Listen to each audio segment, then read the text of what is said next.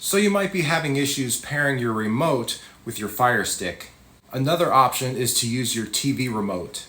So basically what you want to do is to go into your TV settings and turn on a feature called HDMI CEC. What this feature does is allows you to control your Fire Stick with your TV remote. Most TVs will have this feature. It might be called AnyNet or BravoSync depending on which TV brand you have.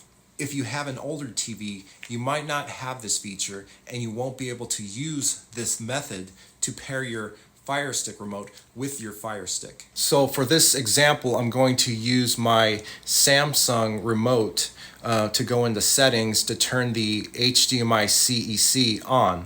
So first, I will go to System, and then I'll navigate to AnyNet HDMI CEC. I'll select it, and then I'll turn it on. Okay, and then I'll exit out. So now, you might have to press source on your remote, and then you'll see to the right it has HDMI CEC Fire TV Stick. You might need to select that depending on which TV brand you have. So now I should be able to control my Fire Stick with my TV remote. First, I'll show you a setting in the Fire Stick. So first I go to Settings, Display and Sounds,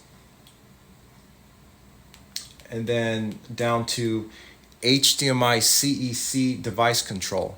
So this is usually on by default. If it's not on, then you wouldn't be able to use your TV remote. So basically this needs to be turned on in order to control your Fire Stick.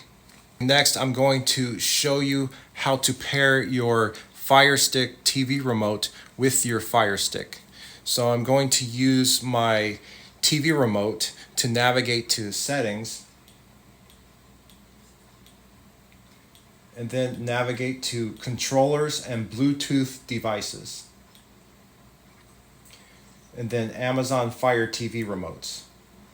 Okay, then select Add New Remote, and then on your Fire Stick remote you want to hold the home button for at least 10 seconds, and then it will start flashing. Okay, so once it shows up on your TV, you take your TV remote and then press the select button to pair your Fire Stick remote.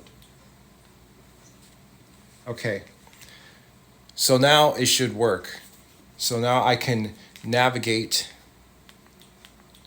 and control my Fire Stick using the Fire Stick remote.